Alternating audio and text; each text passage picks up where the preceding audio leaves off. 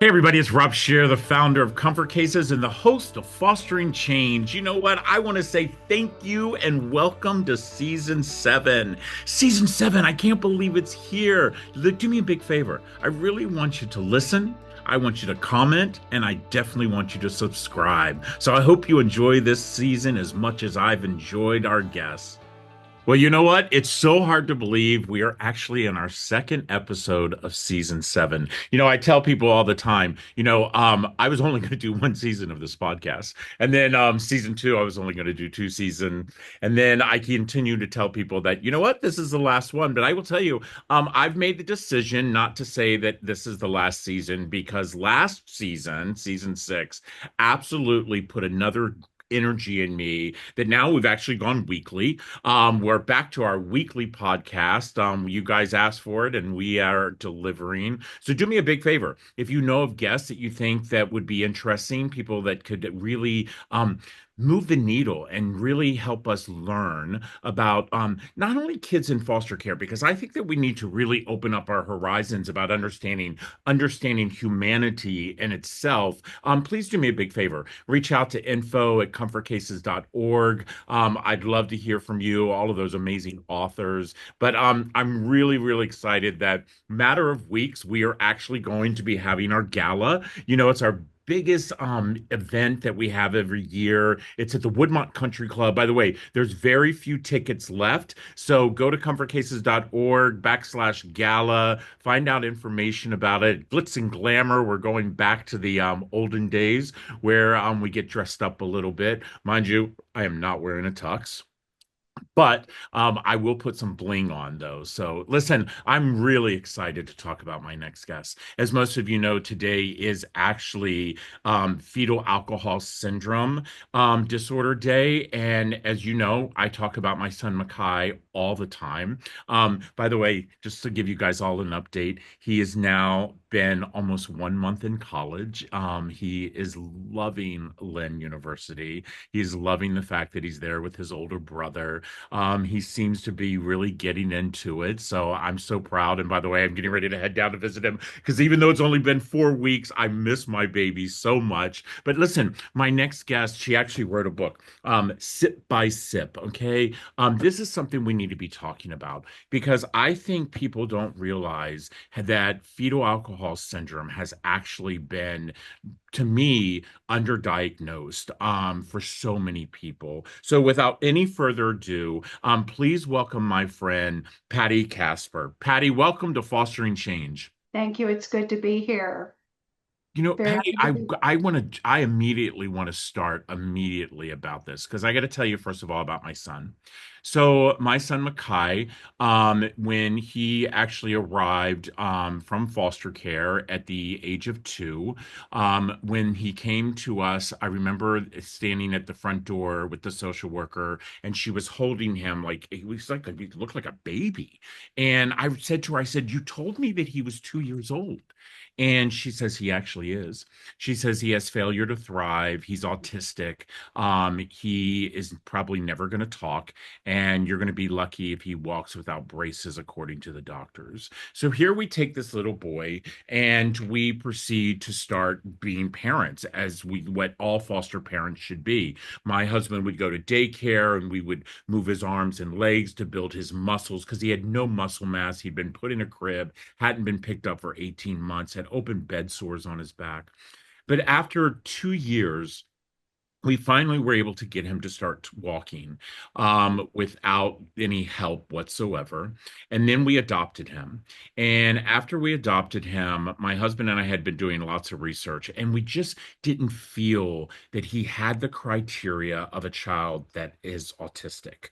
And so we took him to Children's Hospital, and they did all of this genetic testing and they did brain scans. And I will never forget the doctor get calling us into the room, and we're sitting down, and he says we've figured it out.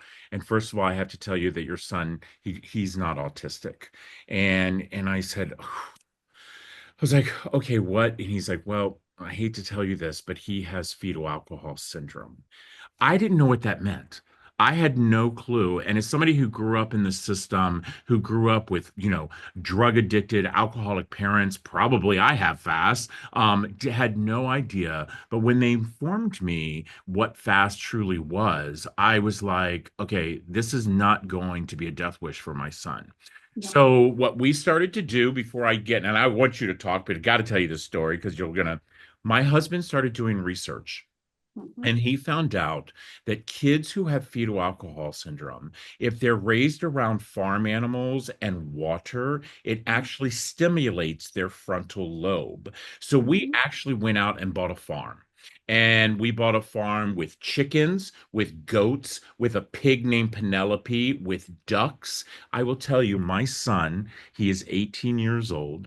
He is almost on a full scholarship to Lynn University in Boca, Florida. He is Mhm. studying cybersecurity, minoring in public speaking. He has already done his first public speaking gig where he spoke in front of 300 people. This is a kid who we were told Would fast never is talk. definitely. So let's jump into this. Tell me the myths and tell me the truths. Well, you've touched on a lot of them already. First of all, one of the most common misdiagnoses for FASD is autism. And that's because a lot of the behavioral characteristics are identical. Um, and a lot of providers will say it's not quite right, but at least this will get them services. Yeah, but there's a lot more to it than that, and I'll come back to that in a little while. The other thing is that there's a lot of misinformation about the prevalence of fetal alcohol spectrum disorders because FAS or fetal alcohol syndrome is only 10% of those cases. FAS is characterized by those hallmark facial features. And so, what you'll see with those facial features, to have FAS, you have to have all three. And it's small openings for the eyes, which I have. It's an elongated philtrum. So, the space between the nose and the upper lip is elongated and smoother, and next to no upper lip. Those are the three hallmark. Now, there are many other characteristics, but they're not as reliably associated. Um, so that's only 10%. Now, furthermore, once you enter puberty, those facial characteristics that once were prominent kind of disappear because we're not walking around with our baby faces. Our faces change into our adult likeness. And so it can be really hard to see those signs if you're, over 15.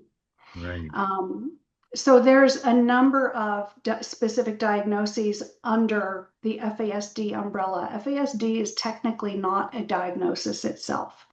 There's FAS, there's alcohol related birth, RND. Anyway, there's five of them. Um, Other countries don't do that. Other countries simply do, like Canada and Australia, they simply do FASD with the facial features or without, which is much simpler, captures everybody. Not so many people fall between the cracks. Right. Um, and a lot of times they're overlooked. People with this challenge are overlooked. And there's a number of reasons for that. One is alcohol is embraced in our society. That's true. So it's almost taboo to even ask women about it. Okay, so I want to stop you there because one of the things, and by the way, everybody, I'm telling you right now, if you have an interest, which you all should, because I think there's more of a population that actually this book actually would do them so much service.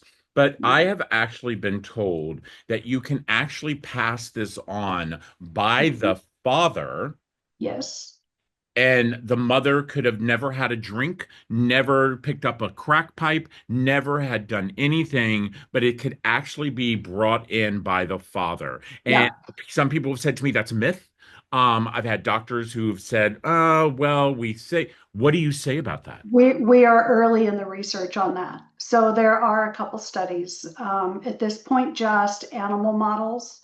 But there's a couple studies by very vetted researchers who have been in the business forever, that are really looking at the fact that you can track, one advantage to using animal models is the lineage, which animals are exposed to alcohol and which are not, because it's all in the lab and the genetics are tracked.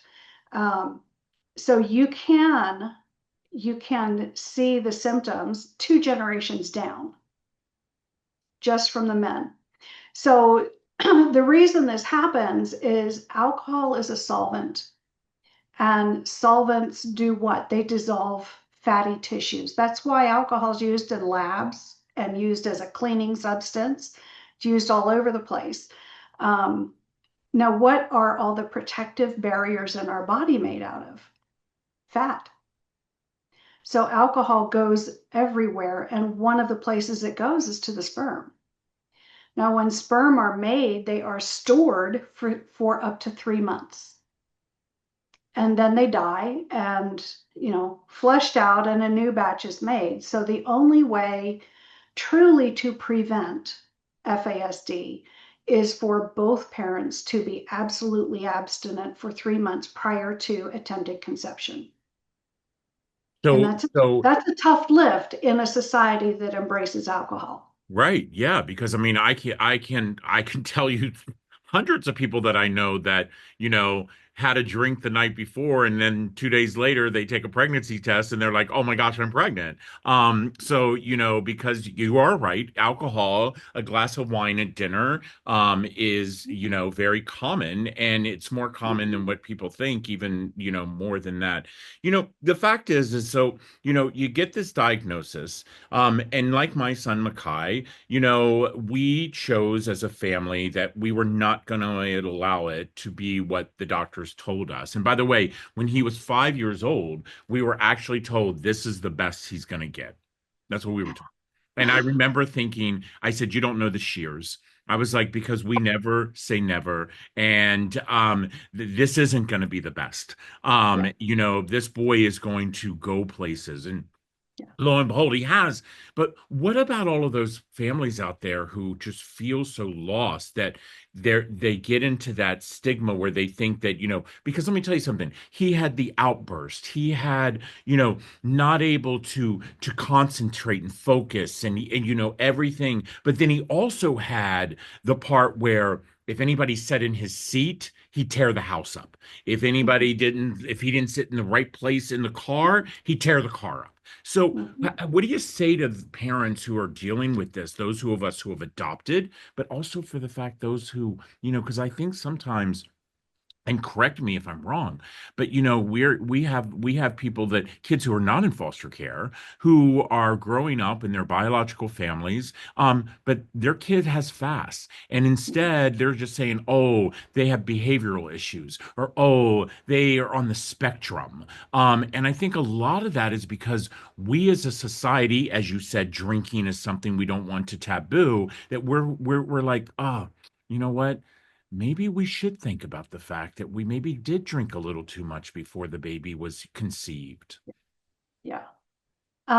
So the thing about alcohol going anywhere and everywhere means that whatever happens to be developing at the time of exposure is going to take a hit. Now, the brain develops all 9 months of the pregnancy and beyond, which means breastfeeding is also a, a cause of continued brain damage. Because that the brain, whatever takes a hit. So there are 428 comorbid physical conditions that those of us with FASD have an increased likelihood of developing. And that's one reason why it's important to get the diagnosis of FASD rather than autism, call it good with services, because part of your medical history is knowing that you are at risk of developing yada, yada, yada, right? It could be useful later in life when a doctor's trying to figure out what's going on. So we see an increased prevalence of heart conditions, liver conditions, intestinal issues. The central nervous system and the intestinal system are the two things that come online first. And so you have issues with all of that. You have, there's many of us have Crohn's disease and IBS and things like that because that system of the body was exposed as it was developing early. There's no safe time in the pregnancy and no safe amount, and I've referenced myself. I'm sure you've noted that, as being included in having FASD. I didn't figure that out until I was 56. And that was going to be my next question to you because, you know, how did you how did you go about figuring out the fact that you also needed to be diagnosed? Yeah, so I was a foster and adoption care social worker, primarily doing post adoption support services in Central California. And I was on a mission to find out, why are my kids on my caseload falling through the cracks? Why are parents giving up on their noble vision of supporting kids in need from the community? And what I found as I was learning more and more about the effects of prenatal exposure is, oh, I've got that. Oh, I do that. Oh my gosh, I do that too. So I asked my mom, I said, did you drink when you carried me? She's like, oh, yeah, every day. Because it was the Of 1960s. course, of course. Nobody knew. You and I are the same age, of course. I mean, you smoked and you Yeah, drank, and it wasn't even a thing you yeah. thought about. And tobacco is the number one cause of ADHD, by the way. Well, we'll And definitely about have to have 90%. definitely have to another podcast to talk about that one as well, because I do actually have kids that have ADHD as well. So, you know, Yeah. And we often have multiple conditions at the same time. So, it's not unusual to have both autism and FASD, and even all three. Or, and most of us have the ADHD as well. Did you Um, did you worry about, so one of the things so I'm the youngest of 10 kids, by the way. oh, what's your And yeah, mom? yeah, my mother was very busy. And we ended up all in the system though. And I have brothers and sisters who I could truly tell you definitely have, been diagnosed or haven't been diagnosed but should.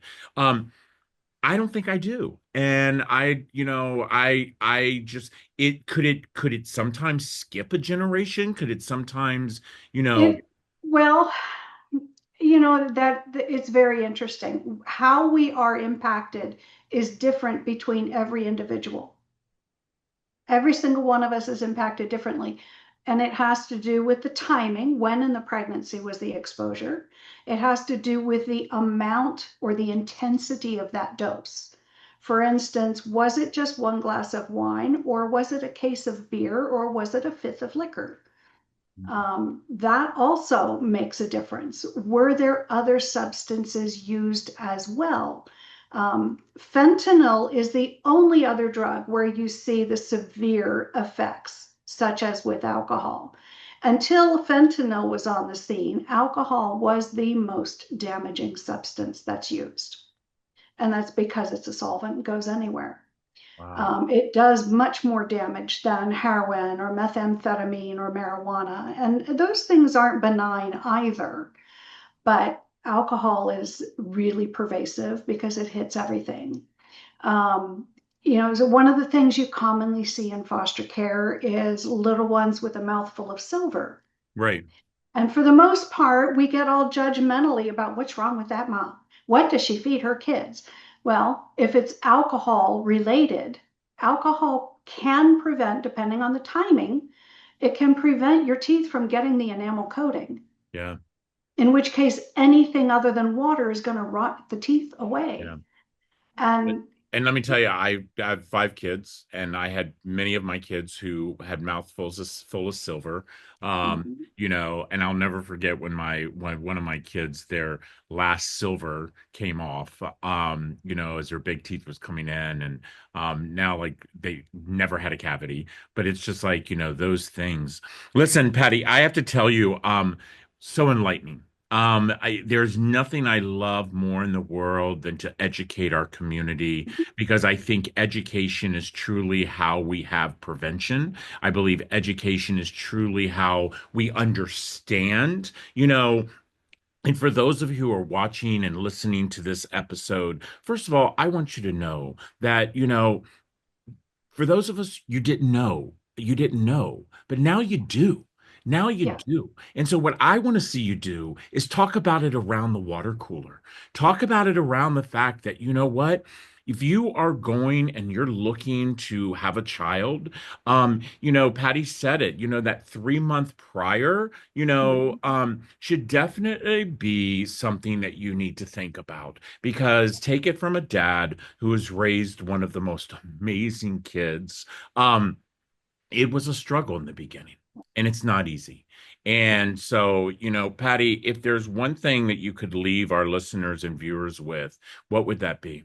Thank you for that opportunity because what I really want to drive home, super quick, the other surprising fact is that a woman's drinking, if the baby is female, can affect the next generation down as well because the eggs are formed prior to birth, Mm, whereas sperm is formed on the fly, so to right. speak.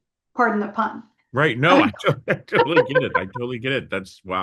But what I want to leave the audience with truly is the prevalence within foster care and adoption. Um, a conservative figure is that 70% of our kids are affected by FASD. So that 70%? that's conservative. If you ask the Child Welfare League of America, they say that 95% of cases of kids in care have been exposed to drugs. Well, I started my career in addictions. I never met someone that used drugs that didn't also drink. No. So I would say 70% is being very conservative and it is missed system wide. And there's a number of reasons for that. Primarily, it's lack of awareness among professionals. It's people confusing FAS with FASD. I have the eyes, I don't have the other features. Right, right. And no one would know that. I mean, when I was little, my eyes were bigger. I don't know what happened. They used to be big and beautiful, get lots of compliments. They, they're still beautiful, my friend. They're still beautiful. Listen Thanks. up, everybody. The book is called Sip by Yeah, Sip. Yeah, you're going to be a link right here for you to click on. Let me tell you something. It was a good read, especially for a dad. My husband actually read it as well. Because I think, education is truly what helps each and every one of us. You know what, Patty? I want to say thank you. Thank you so much for being our second guest of season 7. my I hope to pleasure. have you back because I think there's a lot more that we could talk about. That whole There is. situation, that I think is very, very important for us to talk about. But listen up, everybody. I have to say this all the time. It is such an absolute honor that every single one of you that listen to our podcast, every single one of you that have voted for our podcast, every single one of you that has actually downloaded our podcast, because it's people like Patty who come on who really want us to make a difference within our life. And we have the opportunity. And never, ever forget when you invest in a child, you actually invest in your future because they are our leaders of tomorrow. So we must watch what we put in our system. Have a great day, everybody.